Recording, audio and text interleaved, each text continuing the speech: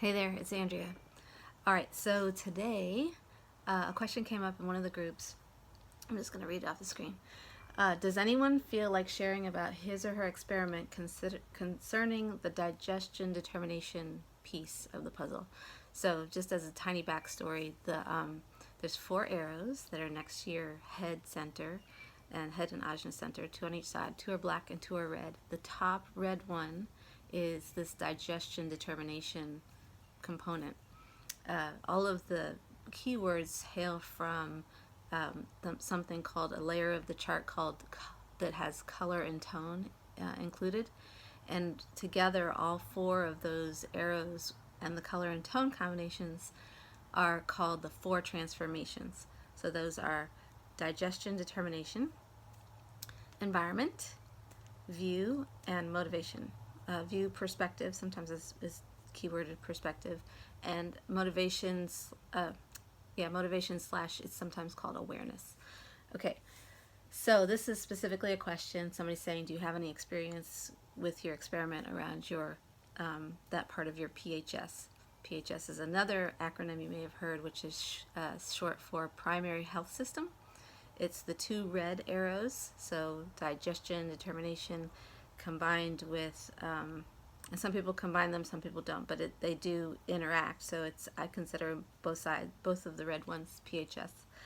But sometimes when people are referring to PHS, they're specifically calling out digestion determination. So you might want to be clarifying that in the conversations that you're having. Anyway, digestion determination, the top one, environment, the bottom one, together PHS, because the environment that you're eating and digesting in is just as important for your, ultimately this is all about supporting your personal cognition so that you can bring to the world your potential. Okay, anyway, all of that aside, so I was called to share, that was a call to share your experiences.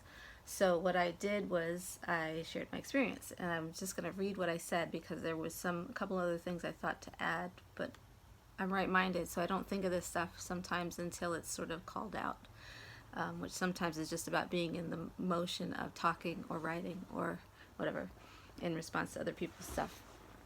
Okay, so mine is taste, meaning my tone and my color both have the same keyword, and it's 2. It's color and tone 2. And for the longest time, that confused the heck out of me. I couldn't figure out what was referring to what because they both had the same keyword. It turns out there is a tone taste, and there also is a color taste. The short directions. So all of this is experimental. Remember that, and you have to really tune into what is it your body wants, what is it your mind is trying to interfere with, and that's like the experiment part. This isn't about being rigid about following somebody else's rules about how you should be moving and eating and digesting and being in the world. There just isn't. That's not what human design is about. There's sort of umbrella ideas that it can help you then go kind of experiment in hopefully the right direction. You see what I mean? So, taste. The short directions for that are to digest, and that's more than just about food. Local, repeating things, seasonal, and ideally they will taste amazing. So for me, when I first followed it as a radical experiment, again, I'm reading what I wrote earlier, so I kind of get it all together. I got to see things like, oh God, nothing tastes amazing, because suddenly I really couldn't find things that were going to meet the criteria. And I was like, holy crap. Like, it got to where I was really, while it was really trippy to watch my mind consider that nothing tasted good enough. Like I was just nothing. There was nothing.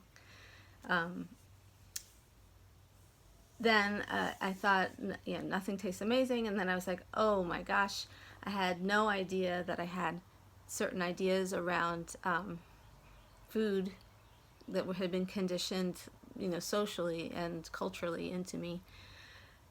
The dinner one was the most difficult for me, I would say,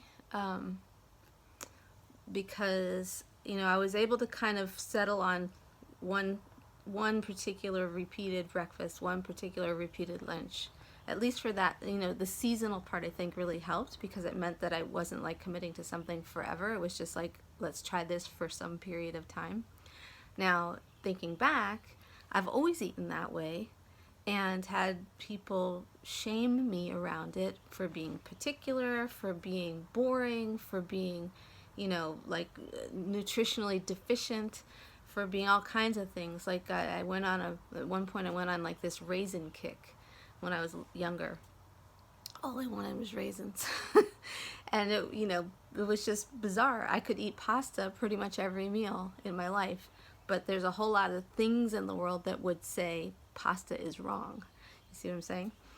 Okay, so I got to see where a lot of those ideas came from. Like the dinner one in particular has been drummed into me. I grew up in the Midwest of the United States. It's a meat and potatoes and vegetable land. A meal is not a meal. A dinner is not a dinner without a meat, a starch, and a vegetable. And that, I could see that one obviously. The other thing that was kind of surprising though was that I had this built in.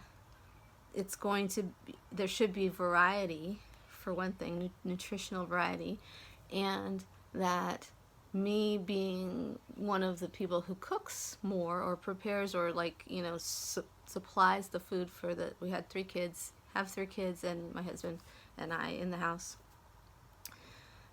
Being concerned that other people not having getting actually bored with my repeating, So there was all of this sort of what would I do with that? To just watch, because there's nothing to do about any of this stuff. It's just stuff to watch, right? And then I really had some concerns about whether I was going to be able to enjoy eating again, because I really love to eat, but nothing was there was it's literally a situation where if you're radically practicing this taste thing, if it goes in your mouth and you don't like it, you put it out, because it's not amazing. If it's not amazing, it doesn't go in. It's kind of the gist of the, if you're radically experimenting. In my mind, this is my version. So, take all of this with a grain of salt, try it for yourself and see. But that includes, there's other conditioning around that. That's, things that, have been expectations of us. So that means that if somebody's cooked me something and I don't like it, back it goes. Doesn't matter. If I've paid for something and I don't like it, I don't get to not pay for it. Of course I ordered it, but I don't eat it. It sits there on the plate. Other people enjoy their meals. I'm happy to sit there while they do that. And maybe I taste off of other people's stuff, which is always fun, because then I get to sort of check out the landscape of the food at the table, but I don't eat it. I literally let it sit there, take it home, and let somebody else at the house eat it. And there's a lot of people who, I don't clean my plate. If I've come to a point where things aren't tasting good, even if I start the meal and it tastes good, and I don't clean my plate. So there's all kinds of conditioning, social conditioning, that we have built in to us that comes straight up to the surface as soon as we start sort of considering what would be right for myself versus how have I always been taught to eat. Anyway, it was really funny to watch all of that right now, and it's probably been the last, I don't know, time frames, but I'm not super rigid about it. I do notice that when I am not adhering to, or not noticing really, that that the things I'm taking in don't taste amazing. What am I trying to say? When I fall into a pattern of eating things that don't taste amazing, people, places, experiences, food, what happens, I've come to see what happens is I eat a lot more, and as a byproduct, my moods and my weight in particular is the big measuring rod, is impacted. So right now I'm probably 10 or 15 pounds heavier than when I was only eating things that were tasting amazing. And my theory on this, and this is totally my theory, this is only my theory, is that when I am not eating things that are amazing, what's happening is my body's like seeking that amazing thing through the volume. So I get full, but I don't actually get satisfied.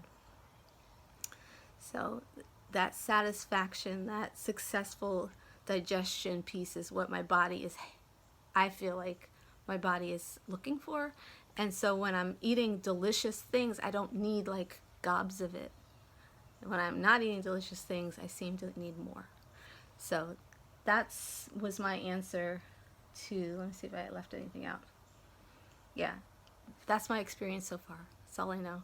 That's all I can share. And I would encourage you to check out at least what the keywords are for those 4 variables. I found it to be a really important piece of my puzzle, and continue to find a really big piece of my puzzle. And the big caveat around this is that you get to be really careful about what you let your mind tell you about the things that you think you know about the definitions of words, how things are supposed to look. As soon as something says should or supposed to, for me anymore, it's like this great big red flag about, questioning, is that really true? Because a lot of the times it's just something that's been pre-programmed into us, and we get to evaluate that or not. Okay? All right. Have a great day. I just wanted to get that on video, and I hope you enjoy yours. Talk to you later. Bye.